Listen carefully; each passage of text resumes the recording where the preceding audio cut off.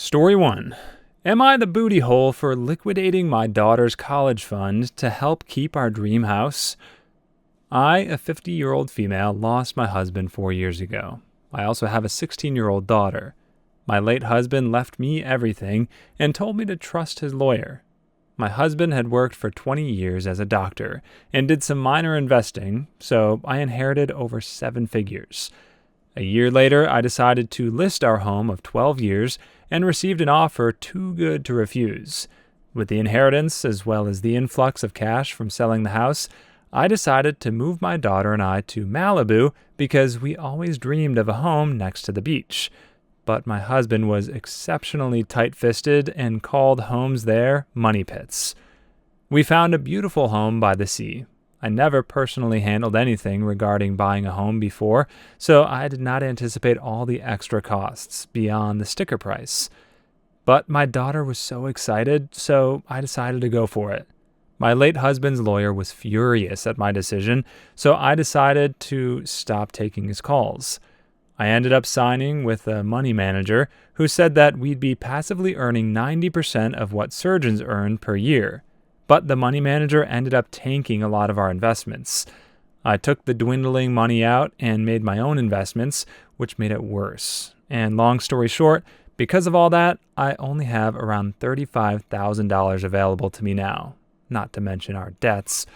With the amount available to me, I'm looking at only being able to pay 1 month of a mortgage and upkeep, and then I'm basically out of luck until my business gets clients. However, the place where we do have a significant amount of money is the fund my husband started for our daughter. With the money there, I could prevent our credit cards from being shut down and not have to worry about the mortgage for many more months. So I ended up liquidating my daughter's college fund. I told her about it today, and she was furious and said she cannot believe all her dad's work is gone. She also said she won't be supporting me for retirement. Am I the a-hole for trying to fix my mistakes and trying to keep our house? Yes, you are the a-hole in this situation. To me, it seems like this was your dream home to begin with, and you were just trying to use your daughter to justify your actions. I'm not even sure that a 16-year-old can understand everything that goes into buying a home, and certainly not all the costs that go into it, closing costs, maintenance costs, property taxes. So I don't think you can really consider that their concept of a dream home is a valid argument in this circumstance. So yes, I think this was your dream home, and you're trying to justify your actions by playing it out as you being altruistic to some degree. But you've clearly demonstrated that you are willing to go against your husband's wishes, God rest his soul, and you've disregarded the advice of the lawyer because the husband had said to just trust what the lawyer says to do, and you've managed to lose over 7 figures of money in such a short amount of time. To me, that demonstrates that you are not good at managing money. So whatever business you're trying to start, I don't have any faith that you would be able to recoup any of your losses. And beyond that, you're deciding to drain the funds that are meant for your daughter's college. I think that is the worst decision possible because, as I've said, you've demonstrated your lack of ability to manage money, and I don't think that you're going to really turn it around by getting access to even more money that you shouldn't have access to in the first place. That money is meant for the daughter, and by taking it away just to fund your dream home, you've essentially robbed her of the future that she could have had. Shame. Story 2. Racist, entitled mother wants me to give her precious baby my phone, and police got involved. So, just for background, I'm a half-black woman who grew up in a ghetto and worked dang hard through high school to earn a scholarship and a full ride through college. I now work a very decent job and make a reasonable amount of money, which I'm not afraid to show off, though I do maintain my ghetto heritage. Naturally, racism is a touchy subject for me. So here I am, minding my own business in a local coffee place, answering some emails on my new Samsung Note 10. Day off, so I'm not dressed particularly well. Hoodie, sweatpants, you know the deal. Enter the cast. EM, entitled mother, generally snooty looking, like she was trying really hard to look wealthy, but nothing she had on was actually valuable. Obviously fake jewelry, etc. EK, entitled kid, maybe 12 or 13. Large, positive he had some kind of autism or Asperger's due to his general mannerisms and, well, screeching. I noticed that EM and EK are staring at me. Not a big deal, especially since this is an upper class area and I'm, well, me with my demeanor. Eventually, EM and EK walk over to me, and EM says, "You, where did you get that?" I bought it? How? How do you think? People like you can't afford phones like that. You must have stolen it. At this point, I'm sort of in shock and speechless. She follows up with, "I should report you to the police, but I'm willing to let this go if you hand the phone over to my precious baby son now." Why would I do that? Because you stole it and don't deserve it. You're not getting my phone, witch. At this point, the manager, supervisor, assertive staff member, I'm not sure, but I'm calling him manager from here on out, walks over after noticing the situation and tries to calm everyone down. Manager: "Ma'am, I need you to keep it down. This is a coffee shop." "This woman called me a witch after stealing my son's phone." Wait, what? "I want a full refund, my phone back, and some compensation."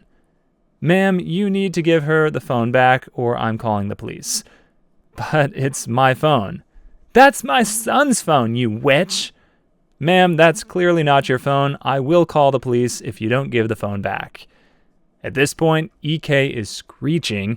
I can't really make out what he's saying, but he's reaching for my phone. Having dealt with racism all my life, I began to go off at all three of them. So naturally, police were called. The police immediately apprehended me, and only me, and confiscated my phone. They also took EM, EK, and the manager's statements before taking mine last. All three of them told the cops an exaggerated version of events. At this point, you'd have thought I was some homeless black person who'd just mugged a 13-year-old if you believe the story they told. I gave them my statement and told them I would refuse to cooperate any further until they checked security footage. The coffee shop refused to let them check since, as far as they were concerned, it was clear I was a thief and I'd been apprehended, so what's the point? Eventually, the security footage was checked after several minutes of convincing, and everything became very awkward after that. The police awkwardly apologized and even went out of their way to say, "We weren't working on racial stereotypes, just responding to the scene that was reported." None of the coffee shop staff actually said anything to me once I was apprehended. Guess I'm not going back there now. The entitled kid never stopped screeching, even as I left after being released by the police. The entitled mother seemed completely unfazed by the security footage, continuing to claim that I must have stolen it from someone else because my type can't afford those phones. So that was another day off ruined by being entitled to parents and racial profiling. I wish I could say I was surprised by the absolute gall of that woman, but to be honest, I've experienced so many of these situations, nothing surprises me anymore. Wow, yeah, that absolutely sucks that OP is subjected to this kind of racial profiling so much that she isn't even fazed by it anymore. That being said, I think there was probably a much simpler way to get out of this predicament. If she needed to prove that it was her phone, why not just unlock it and show that there's a gazillion pictures of you on there? I think there's no contesting that. But I understand in the heat of the moment and for the principle of the whole thing, you would refuse to do that or not want to go down that path to begin with. But also, I think it's pretty telling. I mean, the entitled mother and the kids, they were clearly profiling in this case, but they've got the profile all wrong anyway, because in my experience, the wealthiest of people, they wear comfortable clothes. They can afford to not have to prove anything to anybody. So I don't see extremely wealthy people walking around trying to show off all the jewelry that they've got and wearing fancy name brand clothes. They find what's comfortable, they wear it, and the money speaks for itself. To me, I've seen people who are trying to show that they're wealthy. They're the ones that are wearing the name brand clothes, the Prada bags, the jewelry, walking with an air about them because they want to feel like they have some sort of status. But in reality, if you've got the wealth, you've got nothing to prove, and the rest just falls into place. And yeah, you can kind of go under the radar. That's how you'd want it anyway. If you've got so much money, you wouldn't want to draw attention to yourself. So the entitled mother and the entitled kid, they've got this all wrong. And shame on them for even profiling in the first place. Story 3. Entitled ex ghosted my friend, then demands a room in our house. This isn't my ex, but my best friend's ex. She and I have been friends for years and live together now. And now we live with my parents, who adore her like their own daughter. I got her permission to post this. My friend, 30-year-old female, came to the U.S. from Latin America at 19 as a student. She also started dating her ex, 29-year-old male, after many years of hanging with each other, both during vacations and online. I knew them both since high school, and they seemed good together. She tried to convince him to move together a few years before their breakup. He was living with his parents, who wanted him to leave. At this point, she had already finished college and had a job in the U.S. that granted her a visa. He had quit college and worked part-time. From what I can gather, he didn't want to leave his parents' place because of free food and no rent. So instead, she asked me if I wanted to move with her so we could afford a bigger place. I said yes, and we moved together, adopted a cat and a dog, and pretty much became Grace and Frankie. Around the start of the pandemic, things got bad for them. This is what I was told and what I saw.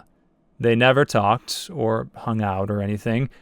I was in a breakup at that time myself, so I wasn't really on top since I had my own issues, but my friend cried so much. She didn't even get a happy birthday. After a year of no contact, she assumed the relationship was over. She changed all her social media to single, which he could see, took him off her emergency contacts at work and at her doctor's, and just moved on with her life. This year, my stepdad's health has gone downhill, and my mom needs help caring for him. She works full-time as a therapist. I work from home, and my job is very flexible. So I put in the idea of us all living together, and I'll care for my dad. Eventually, I'll care for my mom, too. My mom loved the idea and asked my bestie if she wanted to move in with us too, so we could all be together, and also because at this point, I can't see myself not being in the same house as her. We've come to terms with being single ladies. Heck, we've joked that one of us should adopt, and we'd become a parent-aunt dynamic. And now the joke is more serious since I'm considering it, and she's incredibly supportive. No, we're not dating. She's straight, I'm bi. We're just incredibly close after all the BS we've lived through together. We found a perfect house. 4-bedroom, 2.5 bathroom, enough space, a yard, everything we need. And we got it after a bunch of difficulties and arrangements.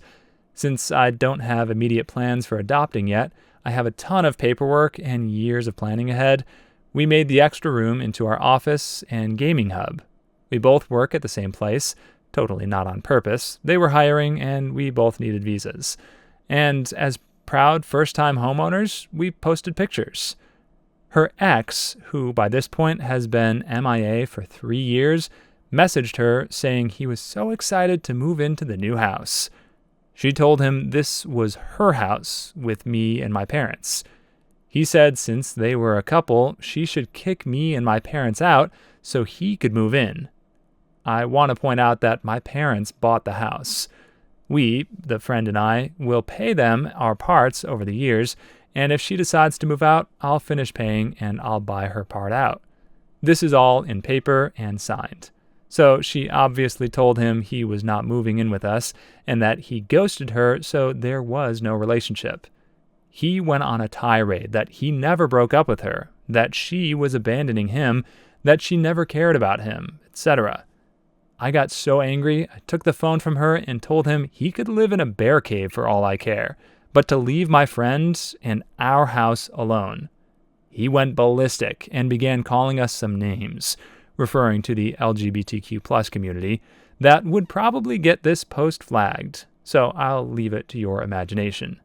My friend started crying, and I was absolutely done with him. I never thought he was abusive, but my friend confessed to me that this was not new. He always had issues with the two of us living together, and accused her often of cheating on him with me. We ended the call, and I told her she needed to block him for her own sanity's sake. She deserves so much better than this man-child. She got me to leave my abusive ex when I was in high school. She took me to the hospital when he beat me up and called my parents. My friend is family, and I'll be dead before I let some mustard with commitment issues make her suffer. Since then, he's gone on a major campaign in our friend group to say my friend abandoned him and left him homeless since apparently he canceled his lease after he saw we bought a house. He also claims we're lesbian Satanists that probably abuse our pets and are mooching off my parents. Most of my friends know the story and know my friend and I moved in together at first out of necessity, then we just don't see ourselves not living together. Okay, yeah, this guy is absolutely delusional. He has no claim whatsoever to this house. I mean, he's gone for 3 years, MIA, no contacts. The girlfriend is absolutely correct to assume that he's MIA, dead, totally not involved in the relationship. That's broken off. That tie was severed, so he has no connection to this house whatsoever. And especially because, I mean, the parents are the ones who bought the house. It's their name on the mortgage and all that, I'm assuming. Then, yeah, what right does this guy think that he has at all to insert himself into this, kick out the parents who are paying the mortgage? I know they're dividing it up equally, but, I mean, legally he has no claim. But, again, just to assume that he has any right to this whatsoever is just beyond me. I have no idea how someone could come to that conclusion. Story 4. I don't care if he's dead. Put him on the phone. My father died on Father's Day 2012.